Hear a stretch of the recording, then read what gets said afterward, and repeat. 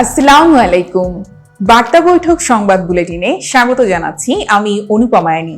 প্রথমেই সংবাদ শিরোনাম। যুক্তরাষ্ট্রের অংশীদার ও বন্ধু হতে চায় চীন, চীনা রাষ্ট্রদূত। জাতীয় নিরাপত্তা পরিষদ গঠনের দাবি ইসলামী আন্দোলনের। মির্জা ফখরুলের সঙ্গে অস্ট্রিয়ার অনাবাসিক রাষ্ট্রদূতের সাক্ষাৎ। বাংলাদেশ সিরিজের দল ঘোষণা করল ওয়েস্ট ইন্ডিজ। পঞ্চগড়ে দিনে গরম রাতে ঠান্ডা, সচেতন থাকার পরামর্শ চিকিৎসকদের। এতক্ষণ শুনছিলেন শিরোনাম, এবার বিস্তারিত।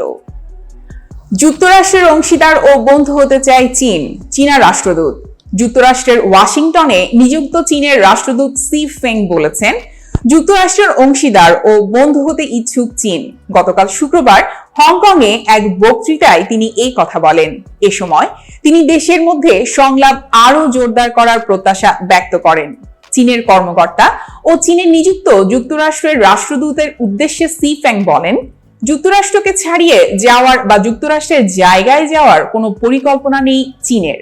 সি ফেং বলেন, বাণিজ্য, কৃষি, জ্বালানি, কৃত্রিম বুদ্ধিমত্তা, গণস্বাস্থ্য সহ বিভিন্ন খাতে যুক্তরাষ্ট্র ও চীনের একসঙ্গে কাজ করার ব্যাপক সম্ভাবনা আছে। সি ফেং আরো বলেন, চীন ও যুক্তরাষ্ট্রের মধ্যে পারস্পরিক অনেক উদ্বেগের বিষয় আছে। বিষয়গুলো আলোচনার টেবিলে এনে খোলাখুলিভাবে কথা বলা ও সমতা ভিত্তিক সমাধানের চেষ্টা করা পুরোপুরিভাবে সম্ভব। জাতীয় নিরাপত্তা পরিষদ গঠনের দাবি ইসলামী আন্দোলনের। অভ্যুত্থানে অংশ নেওয়া রাজনৈতিক দল এবং বৈষম্য বিরোধী ছাত্রদের সমন্বয়ে জাতীয় নিরাপত্তা পরিষদ গঠনের দাবি তুলেছেন ইসলামী আন্দোলন বাংলাদেশের আমির ও চরমোনাই পীর সৈয়দ মোহাম্মদ রেজাউল করিম। শনিবার 16 নভেম্বর দুপুরে রাজধানীর পল্টনে নোয়াখালী টাওয়ারে অন্তর্বর্তীকালীন সরকারের 100 দিনের কার্যক্রম ও চলমান পরিস্থিতি নিয়ে সংবাদ সম্মেলনে তিনি এই দাবি তোলেন।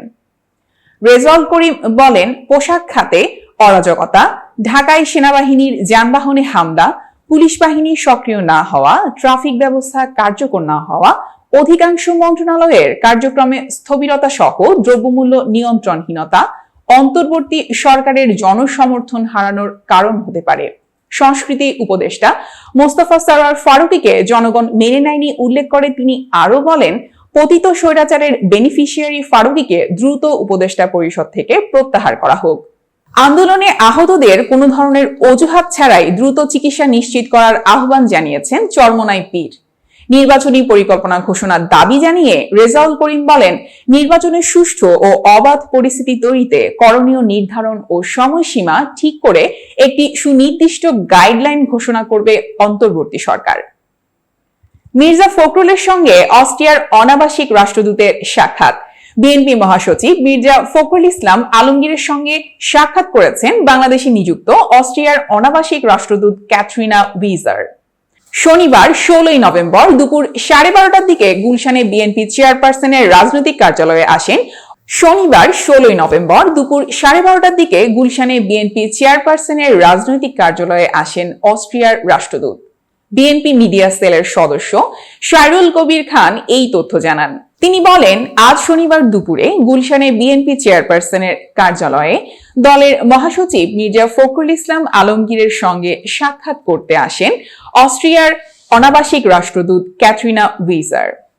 এ সময় বাংলাদেশে নিযুক্ত অস্ট্রিয়ার কনসুলার বিএনপি চেয়ারপারসনের উপদেষ্টা তাজবিরুল ইসলাম উপস্থিত ছিলেন। বাংলাদেশ সিরিজের দল ঘোষণা করল ওয়েস্ট ইন্ডিজ। বাংলাদেশের বিপক্ষে 2 ম্যাচের টেস্ট সিরিজের জন্য দল ঘোষণা করেছে ওয়েস্ট ইন্ডিজ। 15 সদস্যের দলে নেই পেস অলরাউন্ডার জেসন হোল্ডার। তার জায়গায় দলে এসেছেন আরেক allrounder Anderson Phillip. West Indies সর্বশেষ টেস্ট সিরিজ খেলেছে গত আগস্টে দক্ষিণ আফ্রিকার বিপক্ষে। সেই সিরিজের স্কোয়াডে 4টি পরিবর্তন এনেছে তারা। দলে ফিরেছেন কেভিন সিনক্লেয়ারও, আলজাইস জোসেফ। আগামী 22 নভেম্বর অ্যান্টিগায় শুরু হবে বাংলাদেশ ওয়েস্ট ইন্ডিজ সিরিজের প্রথম টেস্ট। এরপর 30 নভেম্বর থেকে জ্যামাইকা শুরু হবে দ্বিতীয় ও শেষ টেস্ট। এরপর 3টি ম্যাচের ওয়ানডে ও টি20 খেলবে এই দু দল।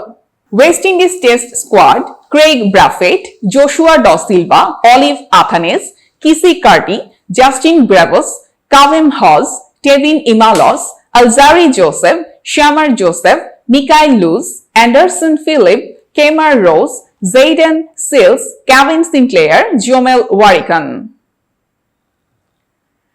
পঞ্চগড়ে দিনে গরম রাতে ঠান্ডা, সচেতন থাকার পরামর্শ চিকিৎসকদের।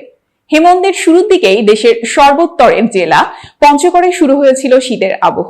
বর্তমানে দিনে গরম আর রাতে ঠান্ডা অনুভূতির এই জনপদে দিন দিন নামতে শুরু করেছে তাপমাত্রার পারদ। রাতভর ঝরতে থাকা কুয়াশা থাকছে সকাল পর্যন্ত, যেন আগাম বার্তা দিচ্ছে হাড় কাঁপানো শীতের। তেঁতুলিয়া আবহাওয়া পর্যবেক্ষণাগার সূত্রে জানা যায়, হিমালয়ের কাছাকাছি হয় পঞ্চগড় জেলায় প্রতি বছর শীতের আগমন ঘটে কিছুটা আগে ভাগে, আর শীত বিদায়ও নেয় দেরিতে। আজ শনিবার অগ্রহায়ণের শুরুর দিনে সকাল 9টায় তেঁতুলিয়া দিনের সর্বনিম্ন তাপমাত্রা রেকর্ড করা হয়েছে 17 ডিগ্রি সেলসিয়াস। তবে তা সারা দেশের সর্বনিম্ন তাপমাত্রা নয়। এদিন দেশের সর্বনিম্ন তাপমাত্রা 15.4 ডিগ্রি সেলসিয়াস রেকর্ড করা হয়েছে নওগাঁর বদলগাছিতে। সকাল 9টায় তেঁতুলিয়ার বাতাসের আর্দ্রতা ছিল 89%। জেলা জুড়ে রাতভর ঝরতে থাকা ঘন কুয়াশা ছিল সকাল 1:30 পর্যন্ত।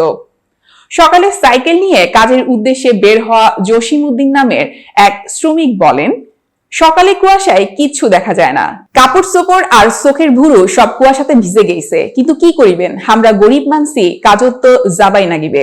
গত রোববার থেকে গতকাল শুক্রবার সকাল পর্যন্ত টানা 6 দিন তেঁতুলিয়া সারা দেশের সর্বনিম্ন তাপমাত্রা রেকর্ড করা হয়েছে। তেঁতুলিয়ায় দিনের সর্বনিম্ন তাপমাত্রা 16.2 ডিগ্রি সেলসিয়াস থেকে 17.9 ডিগ্রি সেলসিয়াস পর্যন্ত ওঠানামা করেছে। তবে দিনের বেলা ঝলমলে রোদ থাকায় বেড়ে যাচ্ছে দিনের সর্বোচ্চ তাপমাত্রা।